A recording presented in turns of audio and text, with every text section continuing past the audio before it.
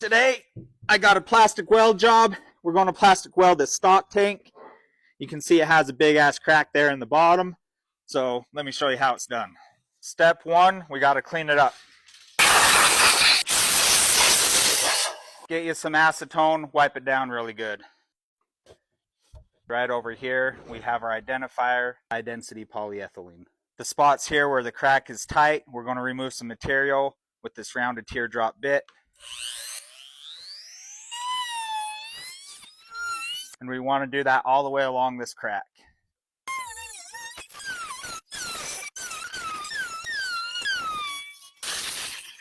It should look something like this when you're done. You can see the crack right here is rather large and I need to close that gap. So I'm going to use my plastic stapler to do so.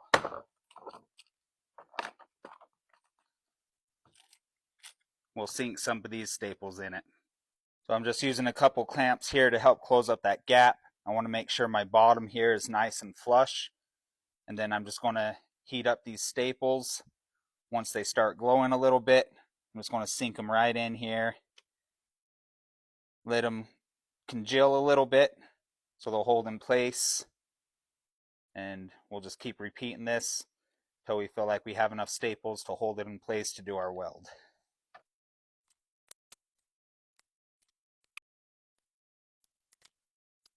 Now for the moment of truth.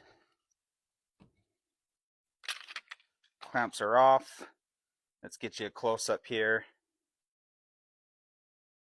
So you can see that those staples are just meant to hold it in place for right now while we can lay in our weld. Now you could use the cheap diagonal cutters to clip these off, but they're kind of a pain. Or you can just do it my way with the cutoff wheel.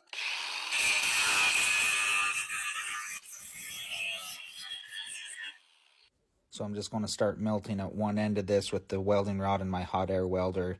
You can see right here that it's melting together quite well. And then with my airless welder and a flat tip, I'm going to hold this flat to the top of the weld. This will fill in any undercuts and really seal in this tank to keep the water from leaking through. Repeat this along the entirety of the back side. Here where the staples are, it's just going to melt into the staples and not be a problem. I had a spool of this welding rod and was able to lay it all in one weld, which should also add to the strength of the overall weld. I want to go back through here and reinforce this with a bunch more staples just to help strengthen up this back side. I bought an extra bunch of staples here. These things are dirt cheap, so I'm not concerned about using a bunch of them. After cutting these off, I like to come back with a flap disc and smooth it out. Time to flip it over and do the inside. Carve in that initial groove, and then I'm going to come back in here with my grinder and carve in grooves on either side and really open up this channel in a V-groove shape. The reason I'm doing this is because I'm going to do 2 weld passes, one with the round rod in the base and then come over top of it with the flat rod. This was really a pain trying to weld the inside of this, leaning over the edge, but I was able to get a couple close-up shots here of the weld. I actually had to climb inside when I started laying the flat welding rod. Alternate the welding tip back and forth so you can melt everything evenly. And here's what it's going to look like with that flat welding rod over top of everything. Once again, smooth it all out with the flat iron, and then I like to take the flap disc and just grind everything smooth. And here we go. Here's what it looks like sanded down. This is just a rough sand because we don't care about making it look pretty. But now we can do a water test.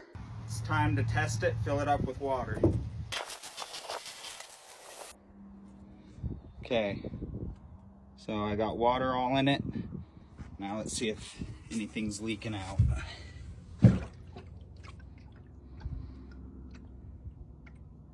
Dry as can be.